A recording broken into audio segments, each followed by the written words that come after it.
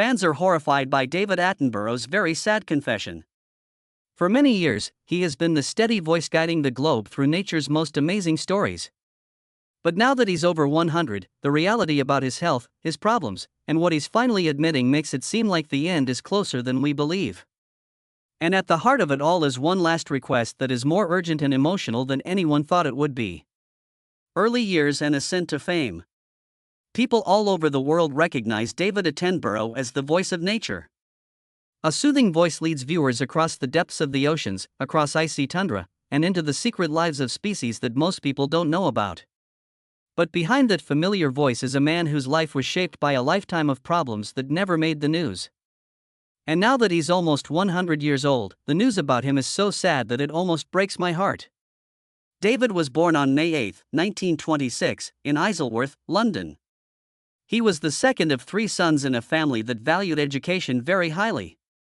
His father, Frederick Attenborough, was the principal of University College in Leicester. He made their home full with books, ideas, and a never-ending desire to learn about the world. David learned about compassion from a young age. The Attenborough family took in refugee children during World War II who had fled the horrors that was raging across Europe. These early experiences shaped David's worldview, instilled a feeling of duty, fostered a knowledge of global adversity, and cultivated an awareness that life transcends just personal comfort. These encounters motivated David to choose an academic path that connected music to his passion for the environment. He studied natural sciences at Clare College, Cambridge, where he focused on geology and zoology. He graduated in 1947. This training taught him a scientific way of thinking that would eventually shape the way he told stories. Attenborough never thought of nature as something magical or far away. He thought of it as a world ruled by structure, logic, and systems that were all connected in deep ways. His background in science would be the basis for every documentary he ever narrated. Before he started working in broadcasting, Attenborough worked for a short time at a company that published educational materials. He joined the BBC in 1952, which was the start of one of the most important careers in TV history. He didn't want to be an on-screen figure at the time. He thought he would work behind the scenes, making and shaping shows instead of being in them. But the BBC rapidly saw how smart, calm, clear, and knowledgeable he was on every job. Zoo Quest, a show that blended travel, natural history, and a feeling of adventure that was completely new to TV, was his first big break in 1954. Attenborough's calm demeanor and the show's unique style caught the attention of viewers. For the first time, people weren't just reading about strange species, they were seeing them in their native habitats, with someone who communicated the science as easily as they breathed. Zoo Quest changed Attenborough's life and career, and it was the start of a new era in wildlife television. But Attenborough's impact went well beyond just being a presenter. He became the controller of BBC Two in 1965, which put him in charge of one of the most creative times in the network's history. He paid for bold, unusual shows that changed British television, such as Monty Python's Flying Circus, the art series Arena, and many scientific and cultural documentaries. His leadership stressed trying new things and made the BBC more popular in ways that lasted long after he left the job. Even though he was a successful executive, Attenborough chose to go back to presenting, which was his genuine calling. In 1979, he put out Life on Earth, a groundbreaking natural history series that has been seen by over 500 million people throughout the world. The project created a new standard for wildlife filmmaking by mixing science, storytelling, and world travel on a scale that TV had never tried before. The series revolutionized not only Attenborough's life, but also the whole field of natural history broadcasting. More titles came out, and each one pushed the limits of what wildlife documentaries could do. Attenborough did not only document nature. He showed it to people in pieces, with a level of care and reverence that changed how generations of people saw it. Over the years, he won many BAFTA Emmys for his work, and in 1985 he was made a Knight, which is a very high honor. His voice became instantly recognizable for its clarity and sincerity. But beneath the success, the honors, the respect, and the calmness that viewers were used to, there were difficulties that made the guy they came to adore. Struggles he quietly carried far away from the camera as he spent his life capturing the beauty and ruin of the globe. Fame comes with its own problems. David Attenborough seems like he can't be touched by anyone, but the truth of his amazing career is far more complicated. The years of research, the miles of travel, and the harsh conditions he lived in have had genuine effects on his body and mind. For more than 70 years, Attenborough went to some of the most difficult places on Earth. He filmed in heavy rains, scorching temperatures, cold winds, and thick woodlands where he had to be careful with every step.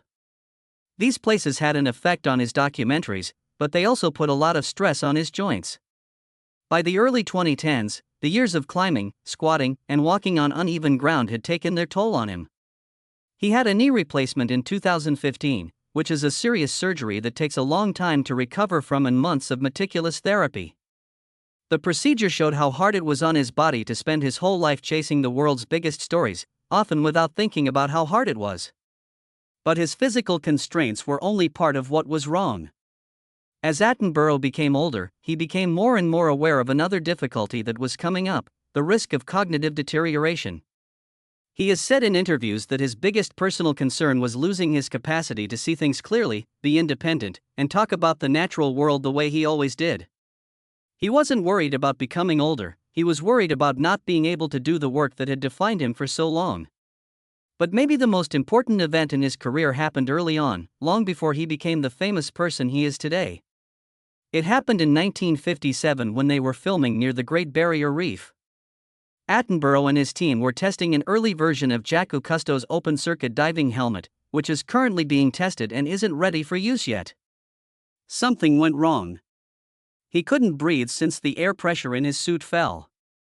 He later recalled the moment vividly, saying, "When I put mine on for the first time, I suddenly felt water coming around my chin and up over my mouth.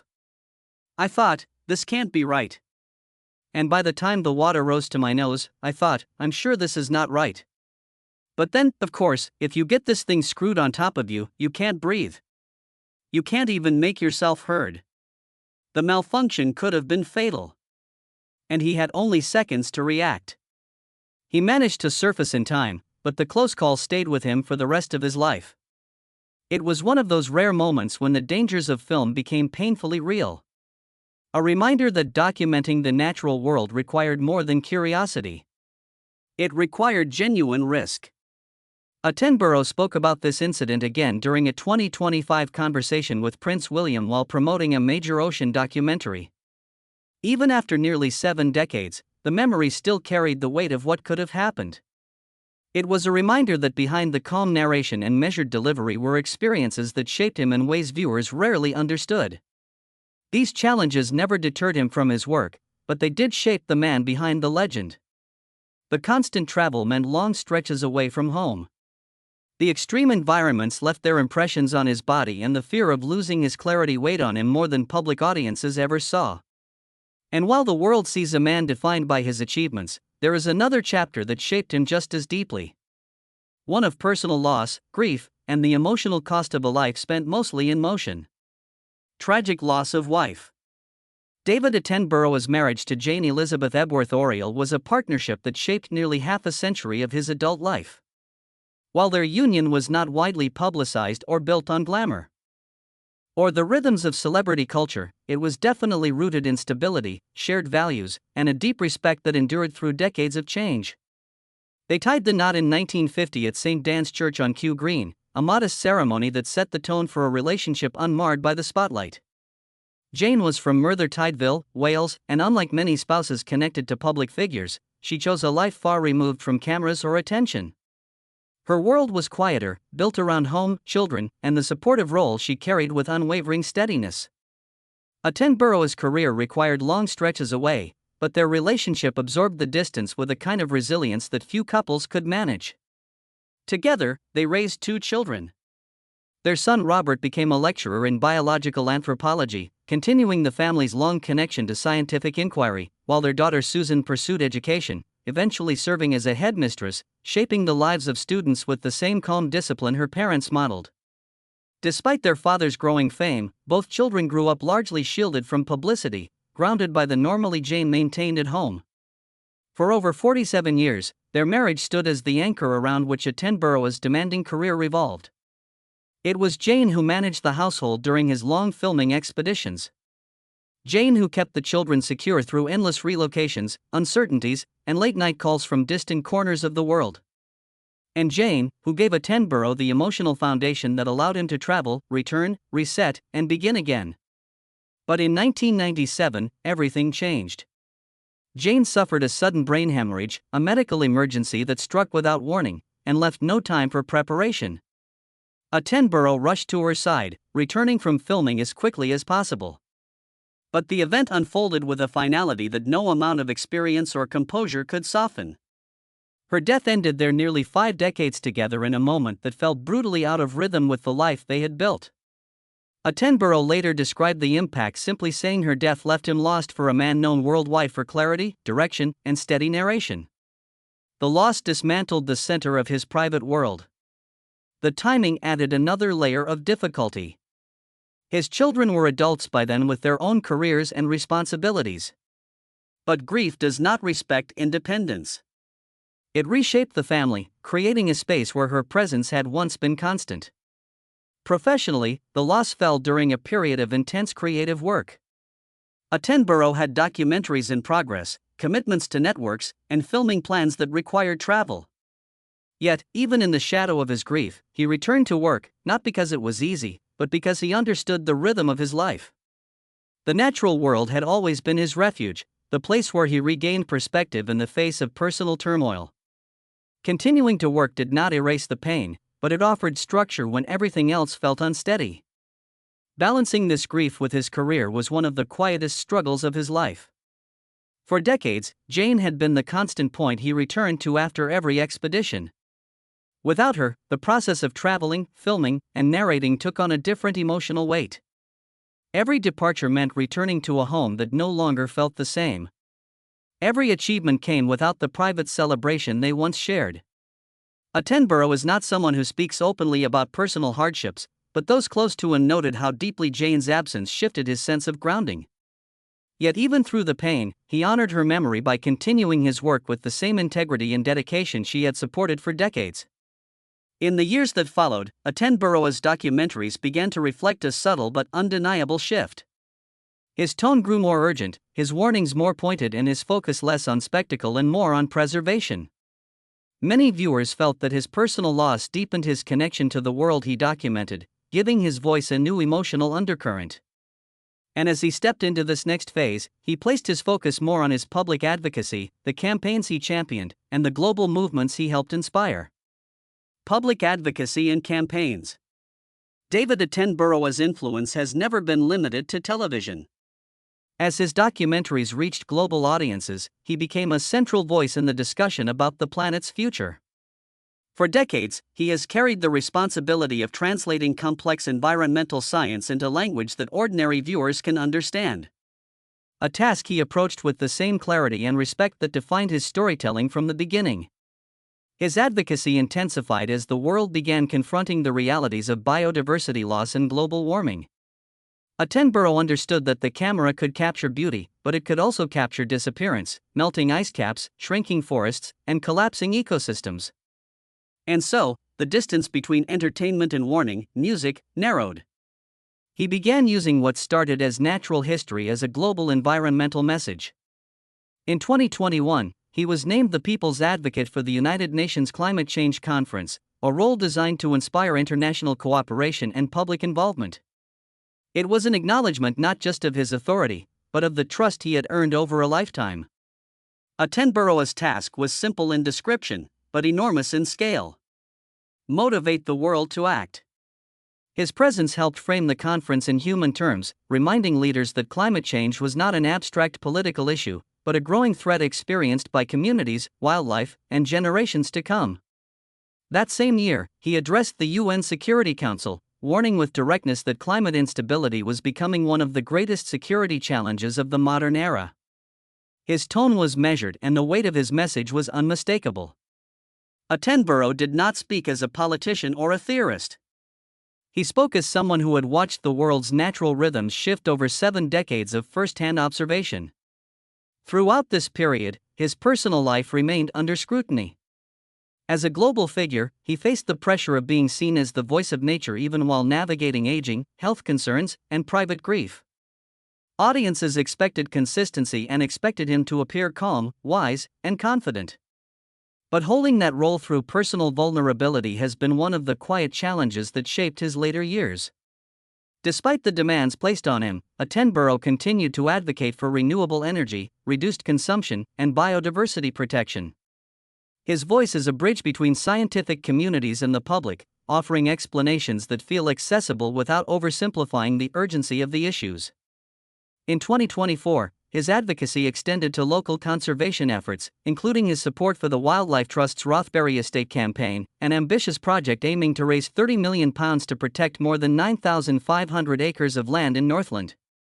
The campaign reflected his long-standing belief that conservation must happen both globally and locally through grand international agreements and through decisions made in individual communities. Film has remained his most powerful tool. Attenborough consistently used documentaries to make environmental science easily understandable to millions who might never read a scientific report or attend a conference. Through film, he showed the patterns beneath the surface: coral bleaching, species decline, changing weather systems, and disappearing habitats. His work did not simply present facts. It connected them to reality, urging viewers to recognize the consequences of inaction. Yet, even a figure as respected as Attenborough could not escape criticism. His advocacy, while widely praised, also drew pushback from groups who questioned his views, challenged his messaging, or misinterpreted his intentions. Controversies and scandals. As David Attenborough's influence grew, so did the scrutiny surrounding his work.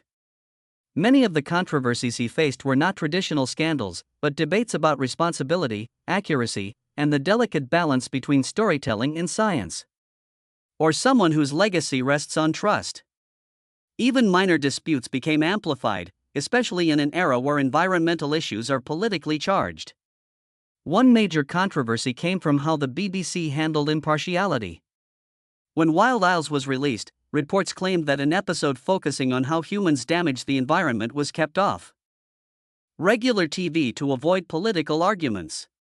The BBC said the episode was always meant to be online only, but the accusation spread quickly. Some critics felt that leaving it off television downplayed the seriousness of environmental damage. Others argued the BBC was simply following strict rules about staying neutral. The debate showed how difficult it can be to talk openly about science inside a large institution that must avoid political bias. Attenborough also became a target of climate change denial groups. They questioned his explanation of wildlife decline, especially his coverage of walruses in the Arctic. These groups claimed he exaggerated the effects of climate change, even though scientific research supported his statements. Unfortunately, the claims spread across social media, confusing viewers who didn't know how to separate misinformation from scientific fact. Attenborough rarely responded to these attacks. He chose to stay focused on evidence. But the incident showed how even accurate science can become a target in modern public debates. But it didn't end there. He faced even more criticism after speaking about population growth and how rising human numbers put pressure on the planet. His point was based on long-term environmental trends.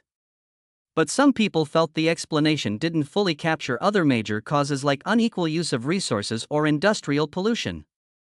Others agreed with him, saying the issue was important to address honestly. There have also been questions about his wildlife filmmaking ethics. Music. From time to time, critics pointed out that some scenes in nature documentaries are filmed in controlled settings when capturing them in the wild is almost impossible. This practice is common in the industry, and production teams usually explain when it happens. Still, misunderstandings occur, and some viewers felt unsure about which scenes were completely natural. Attenborough's goal has always been to show true animal behavior, whether filmed in the wilderness or in a carefully managed environment designed to reflect natural conditions. Another concern has been the carbon footprint of large wildlife productions.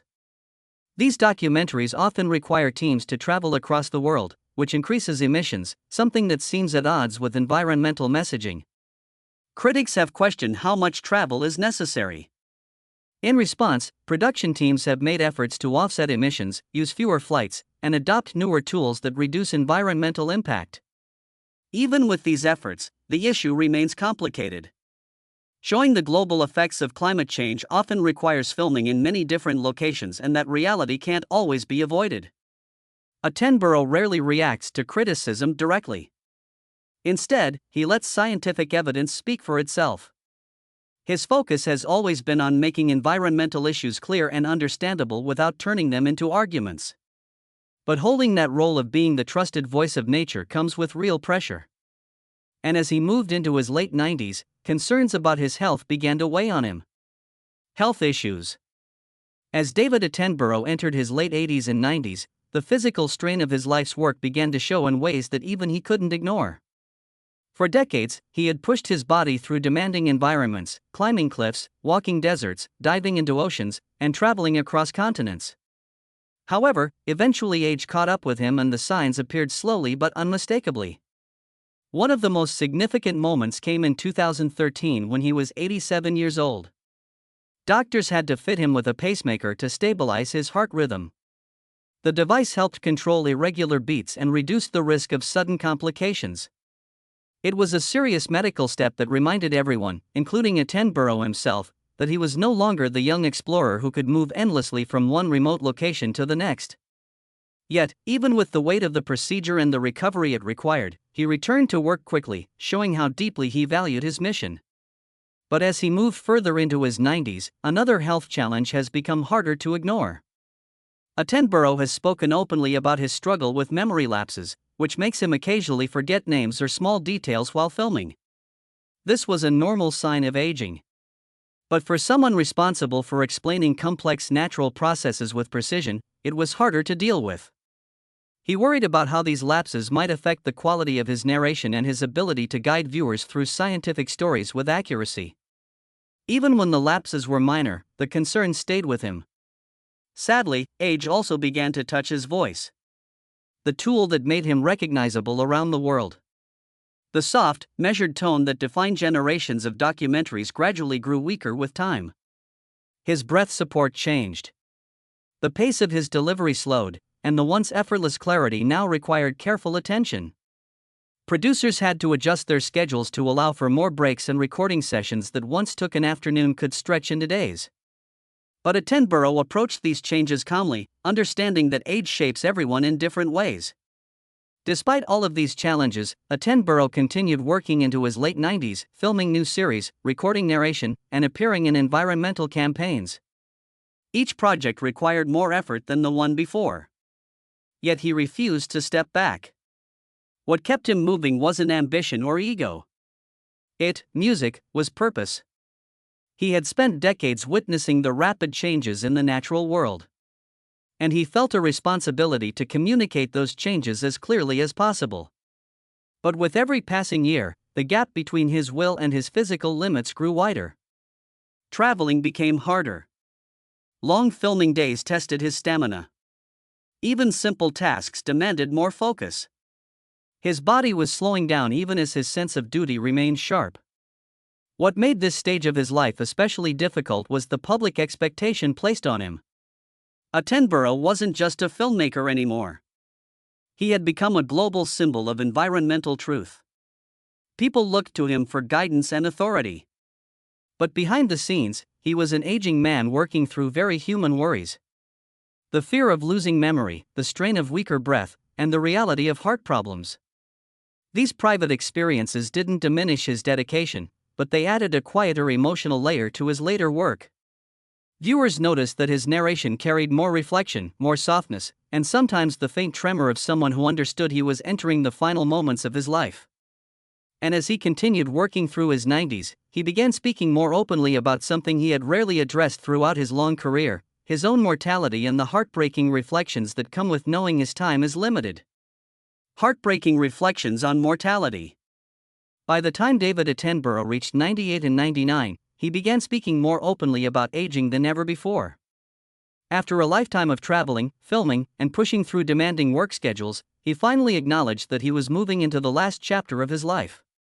While promoting Ocean in 2025, he admitted he knew he was nearing the end. This confession surprised people, especially because he rarely talked about himself this way. For decades, he kept the spotlight on nature, not on his personal life. But at nearly 100 years old, he finally allowed people to see a bit more of what aging felt like for him. Loneliness has been one of the hardest parts. After his wife passed in 1997, Attenborough continued working nonstop. But in old age, the quiet moments at home have become more noticeable. His children live independent lives. And although they remain close to him, they have their own families and responsibilities. Long stretches of time between visits sometimes leave him feeling isolated, especially after returning from long filming trips. Even so, he's never used age as a reason to step back. He kept filming well into his late 90s and stayed involved in environmental campaigns, always pushing forward. And when he talked about the future, he focused on younger generations, the people who would inherit the planet he'd spent his life documenting. Attenborough has begun speaking about oceans, wildlife, and shrinking habitats with a new level of urgency. He had seen the damage happen up close over 7 decades, and he knew that the next steps belonged to those who would outlive him. The message was simple. Protecting the planet mattered more now than ever. In an interview, he said, "When I first saw the sea as a young boy, it was thought of as a vast wilderness to be tamed and mastered for the benefit of humanity. Now, as I'm getting close to the end of my life, we know the contrary is true. We save our world if we save the sea. I'm convinced nothing is more vital than documenting our planet for the rest of my life." He hasn't given extended speeches or emotional goodbyes, instead, he's stayed focused on the practical. He wanted people to know what was happening to our planet, why it was important, and how much could still be rescued. Attenborough's thoughts aren't about the past. They are about making sure that the world looks ahead. He is still focused on the same purpose he started with, showing people the world and warning them that it won't protect itself, even though he is 100 years old. Do you agree with what David Attenborough says? Put your answers in the comments below. Don't forget to click on the next video on your screen, like this one, and subscribe to our channel for more updates if you like this one.